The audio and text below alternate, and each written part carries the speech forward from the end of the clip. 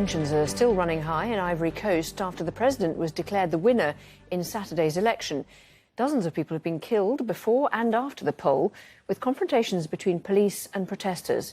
Ahmed Idris reports. Ouattara has insisted a new constitution in 2016 allowed him to run again. The homes of key opposition figures have been surrounded by police after some announced a transitional council, saying they would prepare for a new election.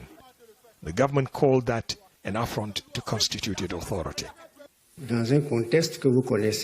On Monday, the opposition issued a statement setting up a transitional body. In the face of such a serious situation, it is important to strengthen security and ensure that there are no surprises. The government said it deployed at least 35,000 security personnel across the country for the vote.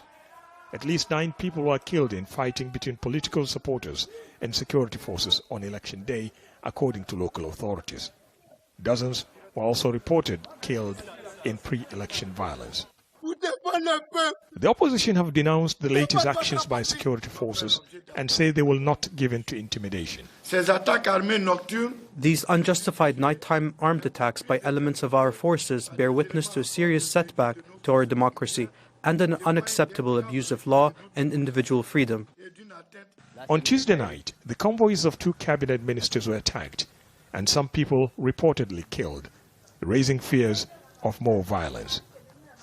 More than 3,000 people have crossed into neighboring countries. The United Nations Office of the Coordinator for Humanitarian Affairs says at least 2,600 people are now in Liberia, and it expects more to follow in the coming days. Ahmed Idris, Al Jazeera. People in weeks. It's a move the Prime Minister had promised to avoid, but as Jonah Hull reports, the country is better prepared and there's fresh hope about a vaccine. Not long ago, you could get a haircut and a cocktail at Blade Hair Clubbing in London's Soho, a concept that proved so popular. The owner... And we had the tickets to go on 19th of March and we closed on 20th, so everything just went up in the air. The first lockdown destroyed a dream. Despite government help, the second may prove lethal for livelihoods. I am still in shock. It was reach everybody, and now for the last few days, it's just so many people need to see us, and we're hoping it's only 4 weeks we're going to be closed. I'm hoping it's not more than that. Something the government said wouldn't happen, a repeat national lockdown. Just last week, the Prime Minister said it would be disastrous for the economy. But new modelling predicted soaring hospital admissions and many thousands more deaths. He was persuaded otherwise. We have to face the reality that in common with many other countries, that virus, which this House must now tackle with the measures we've outlined, they will expire, as honourable members know, on December the 2nd. Soho by night. The optimism of summer long gone, the gloom of a winter lockdown. These restrictions will be lifted as promised in a month's time, raising the prospect of lost revenue all the way up to Christmas. The hope is that lockdown will bring the virus reproduction rate down and lift pressure on the National Health Service. Buying time. A pilot programme from Friday will offer every person regular testing with new rapid turnaround tests, a possible pathway back to normal life. The NHS is putting local doctors on notice to prepare for vaccine distribution by Christmas or early in the new year. Jonah Hull, Al Jazeera, London. Denmark will cull its entire herd of mink after a coronavirus announced that up to 17 million mink will be killed. She said the cull is necessary to rule out the virus mutation posing any risk to the effectiveness of a future vaccine. Health authorities found the virus strains in the mink showed decreased sensitivity at the curfew to contain a surge in coronavirus cases. Uhuru Kenyatta announced the measures will last until the first week of January. The rate of infections shot up to 16% in October, 4 times what it was a month earlier. The Health Ministry had raised concerns that a revival of political meetings could have been among the causes of the virus's spread. One of the greatest footballers in history, Diego Maradona, has had successful surgery on a blood clot in his brain. The 1986 World Cup. Diego Maradona drawing a crowd like only he can, even while lying in a hospital bed. Fans gathered outside a private clinic in Buenos Aires to cheer his name after hearing surgery. The surgery lasted approximately 1 hour and 20 minutes. Very well with the surgery. He's awake and very well. Remember what happened. He'd initially been admitted to hospital in La Plata on Monday for emergency surgery. Maradona is considered one of the greatest footballers of all time and almost single-handedly led Argentina to the 1986 World Cup. He may not have played for 23 years, but it's clear how much he still means to the country. The people's player, the one that gave his life best of all times.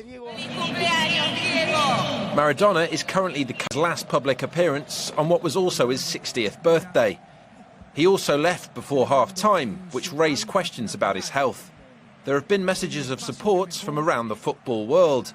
Napoli, the Italian club where he spent 7 years, Real Madrid coach Zinedine Zidane, a fellow World Cup winner. That is all we wish for him and his family.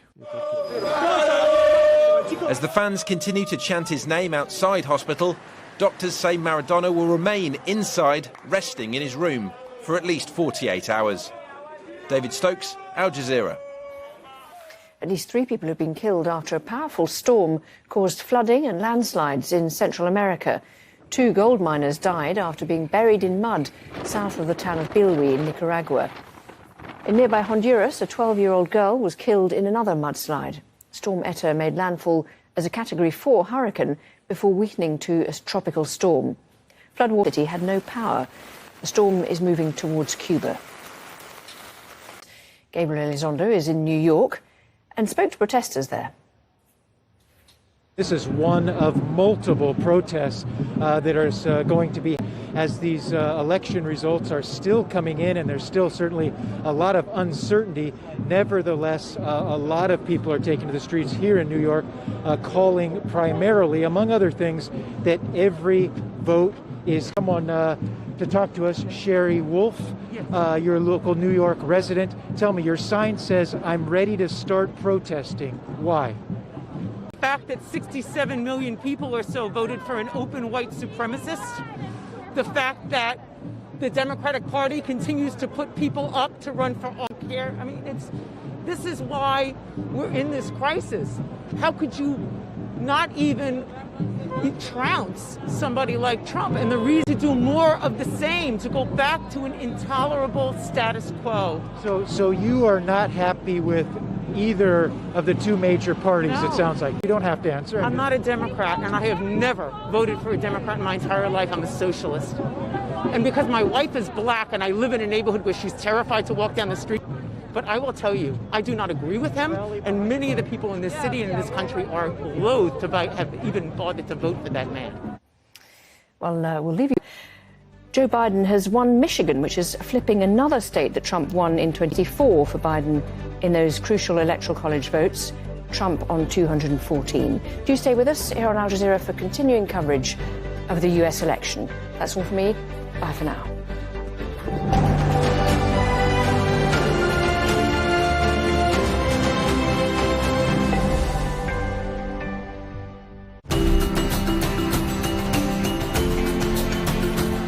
We are going home to Botswana, where modern mankind originates. Many moons ago, mankind migrated from here, the majestic Makgadikgadi, to begin the journey of the modern human across the world. And as the dust settles, everyone is welcome back home to Botswana. Botswana, our pride, your destination. We understand the differences and similarities of cultures across the world. So no matter what moves you, we'll bring you the news and current affairs that matter to you. November on Al Jazeera. Who will be the next president of the United States? Join us for All Hail the Lockdown explores the complexities of our global response to the coronavirus pandemic. Could a proposed traffic scheme threaten one of the world's most famous... Award-winning journalist Rochelle Carey. She'll cut through the headlines and lead rigorous debate. And former French President Nicolas Sarkozy will face trial on corruption charges. We'll bring you the latest. November on Al Jazeera. The first female mechanic in Nigeria, the founder of the Lady Mechanic Initiative. If you go to the Lady Mechanic workshop, you will see the first to produce first female mechanic in Africa. My Nigerian women are strong women. My Nigeria on Al Jazeera.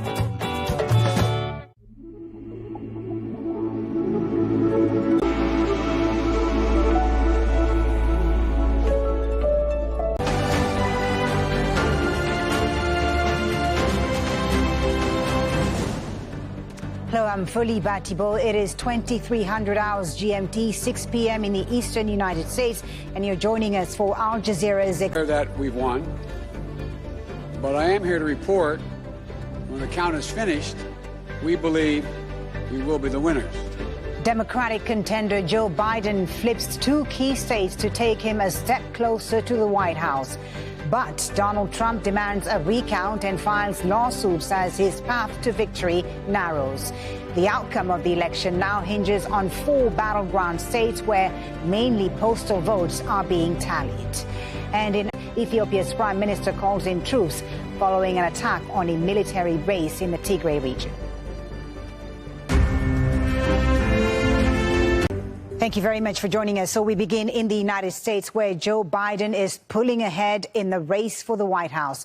We can now project a win for Biden in the key battleground state of Michigan. It's one of the so-called Rust Belt states that Donald Trump won in 2016, helping him deliver the presidency. Now, within the past couple of hours, the Democrats also flipped neighboring Wisconsin, which Donald Trump narrowly won 4 years ago. And that means that Biden now has a total of 264 electoral college votes, while Donald Trump has 214. Remember, the magic number, of course, to become president is 270. Now, here in yellow, you'll see the states still in play. They include Nevada, Georgia, North Carolina in the south, as well as some Midwestern states. The Midwestern state of Pennsylvania in particular. Donald Trump's campaign has filed several lawsuits to stop the counting, but Joe Biden is urging his supporters to be patient, insisting he's on track for victory. He's addressed the public for a second time since the vote counting began, pushing back against Trump's warnings. Brief statement. I'm not here to declare that we've won, but I am here to report when the count is finished, we believe we will be the winners. Every vote must be counted. No one's going to take our democracy away from us. Not now, not ever. America's come too far. America's fought too many battles. America's endured too much to ever let that happen. We, the people, will not be silenced. We, the people, will not be bullied. We, the people, will not surrender. My friends, I'm confident we'll emerge victorious. Now, the Trump campaign is demanding a recount in Wisconsin, which has also gone to Biden after a very tight race there. And there's now less than 1% between them. So we're still waiting on Pennsylvania, the state where Joe Biden was born. Donald Trump is still in the lead there, but the remaining mail-in ballots are mostly from the Democratic-leaning cities of Philadelphia and Pittsburgh and their suburbs, giving Biden a good chance to catch up. Trump has filed a lawsuit here, too, calling for an end to the counting of mail-in ballots. North Carolina is one of several states where Trump's claimed victory, but the result is still too close to call there as well. Here, mail-in ballots postmarked by Election Day are accepted until November the 12th. No results from further south in Georgia either. Donald Trump leads has been steadily falling there, and most of the remaining votes are from Atlanta and its suburbs, which lean Democrat. Now, of the 5 remaining states, Biden would only need to cling on to Nevada to claim victory. Nevada, as you know, has 6 electoral college votes, which will take Biden from 264 to the magic number of 270. Is narrowly leading there with 86% of the votes tallied so far in Nevada. And so once more, this is the state of the race. Joe Biden with 264 electoral college votes so far, just a few away from the 270 needed for victory, 214 for the incumbent Donald Trump.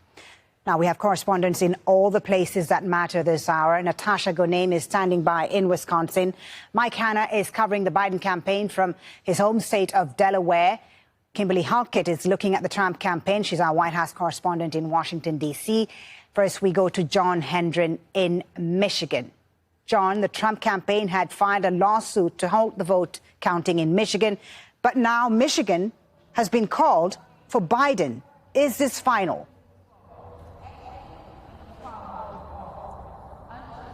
Well, it certainly looks so, Foley. I'm at the Michigan State House in Lansing at a rally called Count Every Vote. And that's what the state is still doing despite that Trump lawsuit. There have been some self-appointed Trump poll watchers who have burst into the central counting office in Detroit. While that counting has been going on, the police were called in, but the counting continues, and the state of Michigan expects to have the remaining votes counted by the end of the night. Now, 97% of the vote has been counted, and at that point, Biden has a 1.2 percentage point lead, which is nearly insurmountable, especially when you consider the fact that the remaining votes are early votes and largely from the area around Detroit, which leans Democratic anyway. So, yes, this does look final. The Trump campaign could stop the vote. What they claim is that they haven't had an adequate opportunity to monitor the vote counting. And so they want the vote stopped so they can bring people in. But in fact, the Associated Press has monitored people who are at the polls on behalf of the Trump campaign. And the Attorney General of Michigan says that the campaign has had adequate access to all of the vote counting. So whatever happens in that lawsuit, unless they can invalidate a large number of votes, this will remain final, and it is widely seen as a relatively clear victory for Joe Biden. There are about 70,000 votes separating the two. When Hillary Clinton lost this state 4 years ago, there were just 10,000 votes, and she did not challenge the outcome. All right. Thank you, John Hendren in Lansing, Michigan. Let's go straight to Kimberly Halkett covering the Trump campaign from Washington, D.C. Kimberly, so Joe Biden getting closer to 270. What's the reaction from the White House, from the Trump campaign to Michigan being called in favor of Biden? Donald Trump is not accepting these results. In fact, the U.S. president and more specifically his children, as part of his campaign, have held a news conference in Philadelphia, Pennsylvania. They are alleging that there are improprieties to the count that took place in Michigan.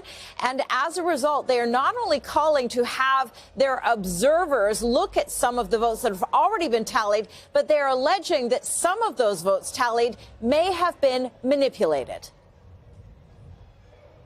How many votes do we have to be ahead?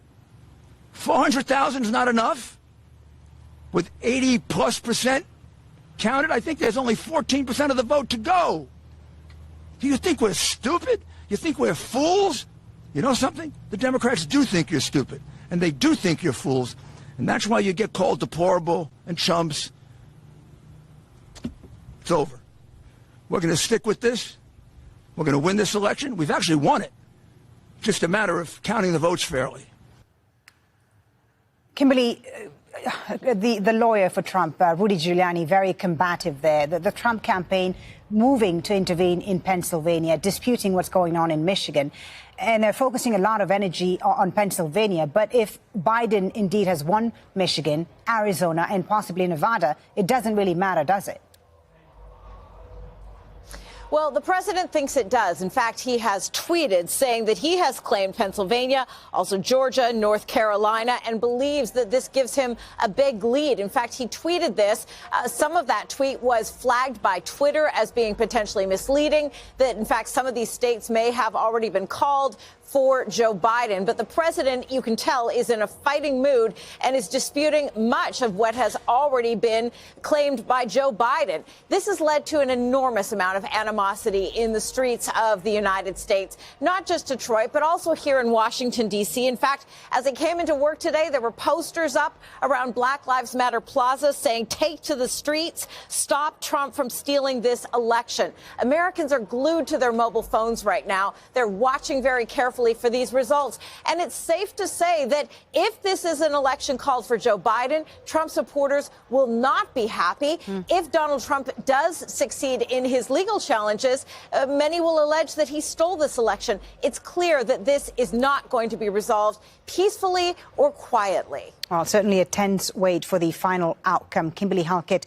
in Washington, D.C. Let's go to Mike Hanna now, who's in Joe Biden's home state of Delaware, joining us from Wilmington. Nothing is legally over, of course, Mike, but Biden right now has mathematically the better position. Very much so. Well, the campaign is remaining mute as it has for much of this counting process, apart from those couple of appearances by Joe Biden himself. They're making very clear that they believe that they are very close now, with Michigan having been called in Biden's column. That brings him to 264 votes. All he needs is Nevada, for example. That will give him 6, which college votes, which will take him to that magic number of 270. But you heard mention as well the counting in those other states that are still open. Pennsylvania, for example, Trump leads there by some 300,000 votes, but there are 900,000 votes still to be counted, and it's estimated that some 70 to 78% of these are likely to be pro-Biden. They are mail-in votes, and that's a statistic that we've been looking at consistently. So Biden very, very close to victory at this particular point, it would appear, with these states outstanding. The mathematics is very much in Biden's favor. Now, we heard Joe Biden calling on everyone to be patient, but the Republicans, Mike, are pretty combative right now. Just listening to Rudy Giuliani in Philadelphia a short while ago, the president has come out and he said he's won the election and that he wants a recount. He wants to take this as far as the Supreme Court. Can we expect perhaps a change in tone and tactics from the Democrats, given the way the Republicans are handling this? Well, the campaign has said that very clearly it will be contest any of these legal actions that the Trump campaign is threatening. Some of them, it must be pointed out, baseless legal actions. But perhaps the strongest argument has come from Joe Biden himself. In that speech he made recently here at the convention center of the Biden campaign, Joe Biden drawing not on the institutions as Trump is doing. That is the instruments of legal office, the lawyers going to the courts. Biden, that phrase, we the people, we the people, we the people. He's invoking the Constitution to insist that his campaign and his victory is within the realms and the boundaries of the Constitution. This is the basic fundamental law of the United States, and it's a very adroit and tactical move by Joe Biden to invoke the Constitution in the face of legal actions by the Trump campaign. It does, many observers contend, invoke a sense of presidency which has been absent, and people have pointed out as well, the Constitution is one thing that President Trump has been unable to change. Mike Hanna reporting from Wilmington, Delaware, the home state of the Democratic candidate Joe Biden. Let's check in now with Natasha Gonim in Madison, Wisconsin. Wisconsin, Natasha, where the president has also asked for a recount. Absolutely, because the margin we're talking about is 20,000 votes. But for now, this is a story about the Democratic Party's comeback in the state of Wisconsin, with Biden flipping the state back to the Democratic column. He edged ahead of Trump today as absentee ballots were counted in the cities of Milwaukee, Green Bay, and Kenosha. When Trump won in 2016, took the 10 electoral college votes of Wisconsin, he won the state by less than 23,000 votes, and he earned the distinction of being the first Republican presidential candidate to win in Wisconsin for more than 30 years. So this was something that the Biden campaign and the Democratic Party did not want to happen again. Biden campaigned heavily in the state, so too did Trump. But the Democratic Party especially poured a lot of resources into the state to ensure Biden could flip it. Responding to the news today, the chairman of the Democratic Party in the state said that Trump leaned in personally, that voters rejected the idea of voter suppression. They, quote, rose up, and that they, excuse me, and that organizers worked their magic. Now, a Trump campaign manager, as you said, is calling for a recount. Without citing any evidence, he said that there were reports of voter irregularities in several counties in Wisconsin. He also alleged that public polling, quote, was a voter suppression tactic. About that recount. So candidates in the state of Wisconsin do have the option to request a recount if the two top vote getters have less than a 1% margin between them. What would happen in this case is that the Trump campaign would finance a recount unless the margin between him and Biden ended up being less than 0.25%. Believe it or not, a recount in the state of Wisconsin during a presidential election is not new. In 2016, the Green Party candidate did request a recount. She paid $2.5 million for that recount. The state, like many others in the U.S., had some legal challenges heading into Election Day that could also factor in. The Supreme Court late in the game said that the state could not, as planned, continue to count absentee ballots through November 6th, even if they were postmarked by Election Day. The reason the state had planned to do this is because we're in the midst of a pandemic and there have been severe delays with the U.S. Postal Service. That said, back to the recount, it is worth noting, Foley, that when Trump won Wisconsin in 2016, he won the state by less than 1%. Natasha Goneim in Madison, Wisconsin. Kristen Salumi now in the battleground state of Pennsylvania. Kristen, we heard Rudy Giuliani, the president's lawyer, very combative in Philadelphia a short while ago, accusing the Democrats of stealing the elections. Remind us of what's happened in Pennsylvania. Why is there a dispute in this state?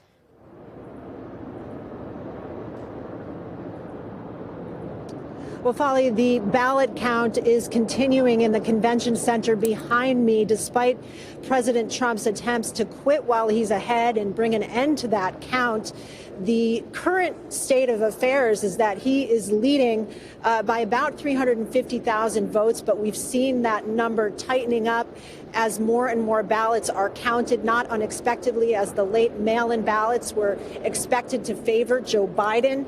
Down the street from me, outside of City Hall, a couple hundred protesters have gathered in response to the president's legal actions. They are chanting, "Count every vote," and that's exactly what's happening right now behind me. But the president's legal team has taken measures to try to stop that. They've accused the state officials in Pennsylvania of attempting to scam voters and scheming to disenfranchise voters here.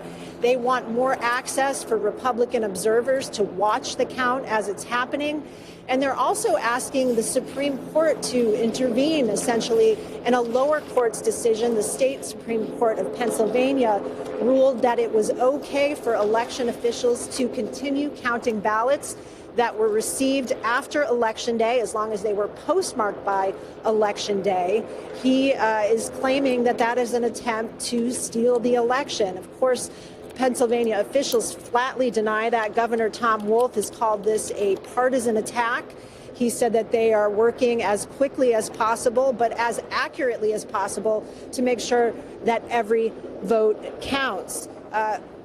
Clearly, though, the legal process is happening in the back of this and causing lots of anxiety here in terms of how long it will take to get those final results. He continues to say it could be a couple more days. Kristen Salumi in Philadelphia, Pennsylvania. Let's go to Florida now. Andy Gallagher in Miami for us, Florida, which has gone, of course, to Donald Trump, an important state, setback for Joe Biden, Florida. But we're watching closely another state in the South, Georgia. What's the latest on the vote count there? Well, Folly, I've been watching this for hours now as those numbers slowly trickle in. We're about 94% of all votes accounted for.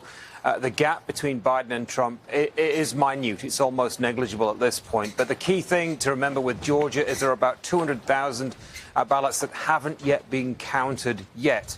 And it's where those ballots are from that's really important. They are from the suburbs of Atlanta, which tends to be where African-American voters live, and they obviously go towards Joe Biden. If you look at the other counties in Atlanta, they've overwhelmingly voted for Joe Biden. But the latest word from officials in Georgia is they are doing their best to count this final 200,000 ballots, but they may just reduce them today and finally finish them off on Friday. Now, all of that may not matter if Biden wins Arizona or Nevada, but there are 16 electoral college votes here at stake. And remember that this state, Georgia, has been red for decades. The last Democratic presidential nominee to win there was Bill Clinton all the way back in 1992.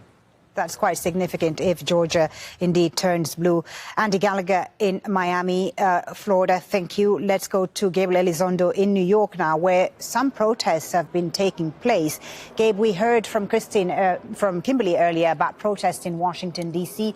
Tell us about what's been happening in New York City. Yeah, there are over 6 different protests that have been planned for this evening. A couple of them have already started. We're here at one at Washington Square Park. It's very peaceful. Every vote counts. We're seeing people from all walks of society here, young people. We saw a lot of older people as well. But mostly everybody here is in a somewhat of a celebratory mood. But there's also some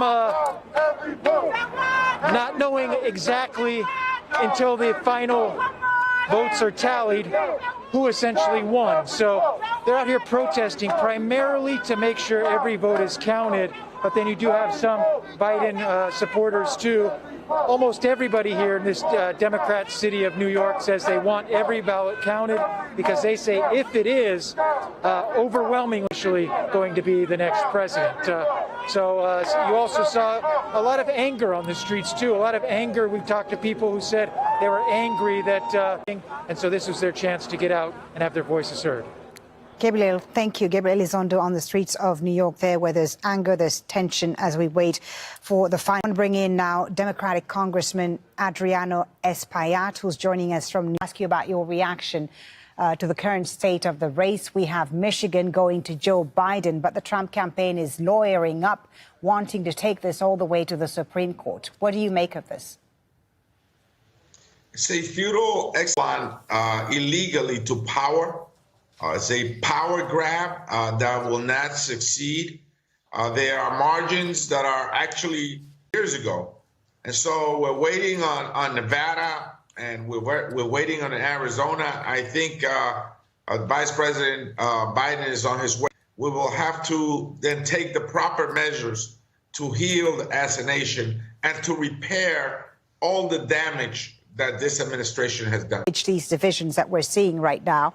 I want to talk to you about Florida specifically, a swing state that Trump has won this year, a setback from Hispanics voted in favor of Donald Trump. Why have Democrats done so badly among Hispanics in Florida, in Texas, after the fact that Mexicans, he called Mexicans rapists and so on? Why is there still so much support among the Latino community for Donald Trump? Democrats. But the fact of the matter is that my party, the Democratic Party, needs to understand the Latino community better. In fact, the Latino community is not monolithic. When you speak to Latinos in Florida, you got to speak to Latinos in New York City, Dominicans, you have to speak about family reunification and deportations. When you speak to Puerto Ricans, you got a Mexican American in Texas on the border, you have to be able to speak differently that you will speak perhaps to a Mexican American in California. The Democratic Party must take care to understand that and be able to, they need to be at the table when decisions are made. And I think we must do better because that is a very fast and growing voting demographic. This rural America, we need to listen to them and understand what their concerns are. We must not be deaf to the claims and the complaints of everyone in America. And we really need to live by our motto, which is that we are a big tent party. But when we are saying that we are a big tent party, that must also mean that we have to have a big table where everybody sits at and everybody's listened to and everybody's concerns are taken care of and addressed appropriately. And I think that we need to do a better job at that. It's not just with the Latino community. I think there are different demographics. We appreciate you. Thank you. You're watching Al Jazeera and our extended coverage of the U.S. election. We'll have more on that in just a moment, but we'll also have other news for you. England is preparing to go back into a coronavirus lockdown as more testing is promised. We'll have the latest on that. Plus, Argentina football hero Diego Maradona has a successful surgery to remove a blood clot from his brain.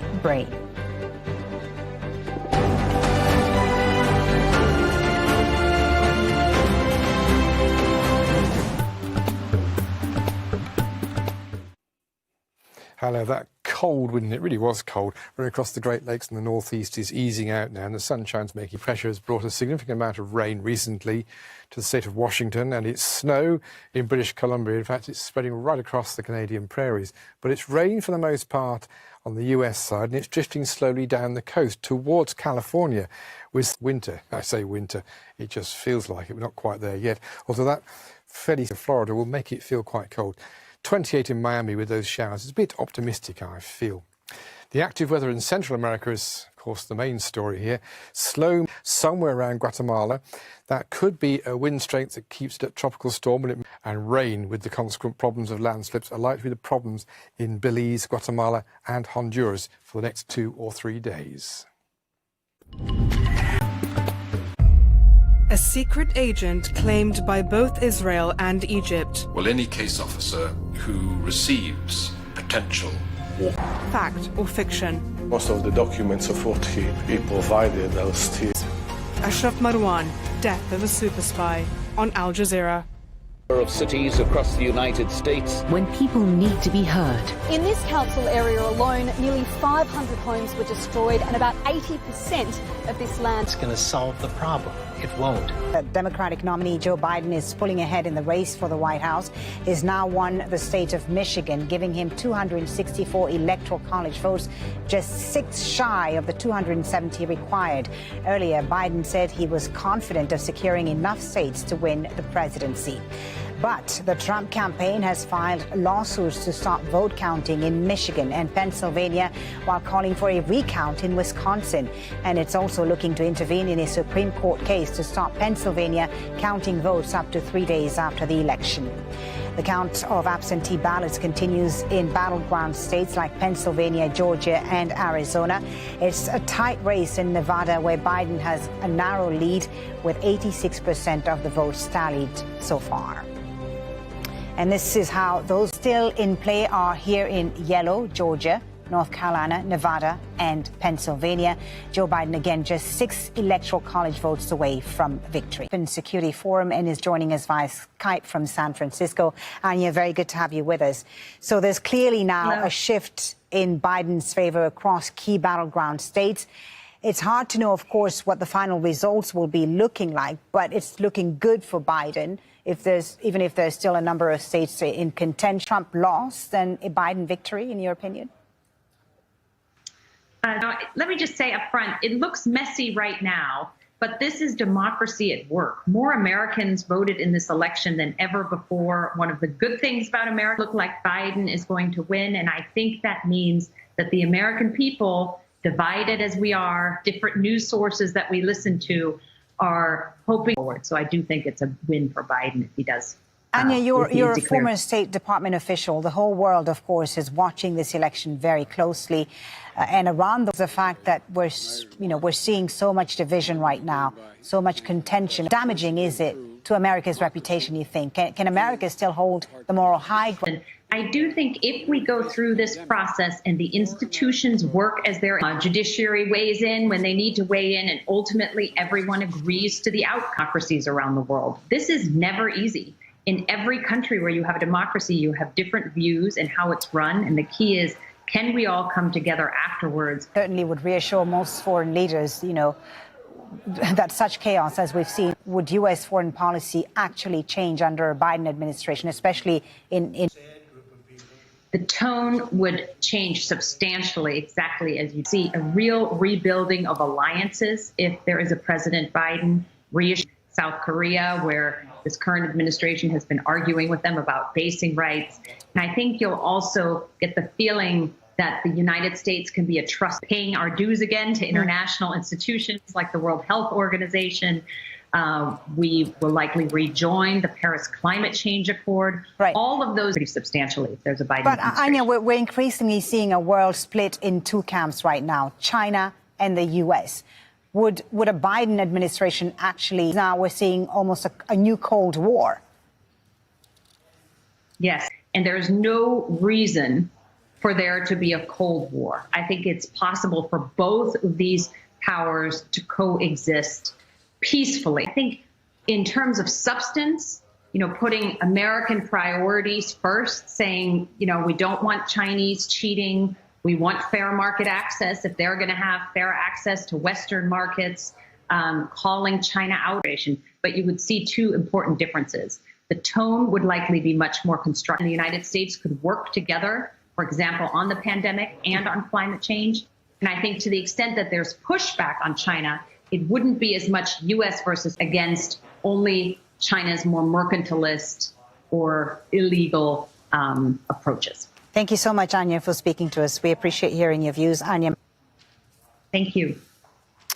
Now, Donald Trump and Joe Biden are the two oldest presidential nominees in American history, and that means they're running mates from their politics to their personalities. Mohammed Jamjoon has more. Senator Harris and Vice President Pence, thank you for being here. When Vice President Mike Pence and Senator Kamala contrasts. But when you say what the American people have done over these last 8 months, hasn't people have made? So let's talk about caring about the American people. The American people have had to sacrifice far too much because of the incompetence of this administration. On the Republic has proven himself President Donald Trump's most loyal ally. Known for his opposition to abortion, the former governor of Indiana is an evangelical Christian and cherishes efforts to roll back protections for lesbian, gay, bisexual, and transgender people. Some of Trump's policies. After joining the ticket, though, Pence transformed into an adept, continuing to campaign for Trump, even as public health officials criticized the decision. Greetings, America. On the Democratic side, 56-year-old Senator Kamala Harris. The daughter of immigrants from Jamaica and India, Harris, in 2016, became the first South Asian American and second African American.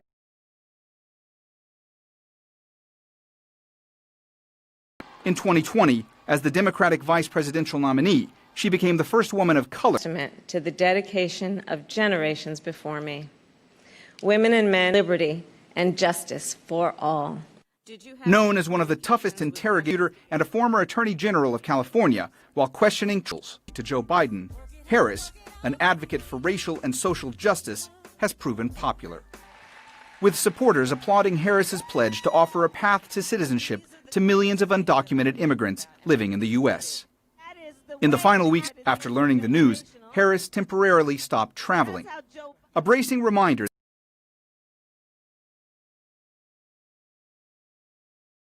and personality could not be more stark. Mohammed Jamjoon, Al Jazeera.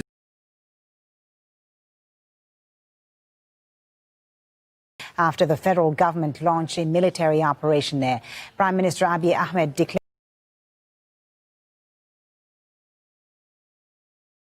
Prize-winning Prime Minister of plotting conflict. The conflict in Tigray has sparked web is following developments from neighboring Kenya.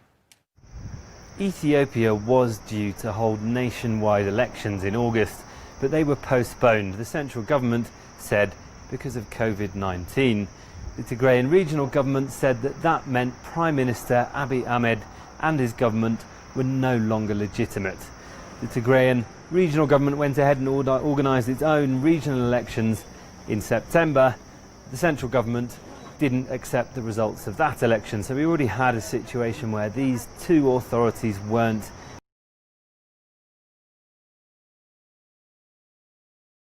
the Tigray region. And it's also significant that the majority of Ethiopia's armed forces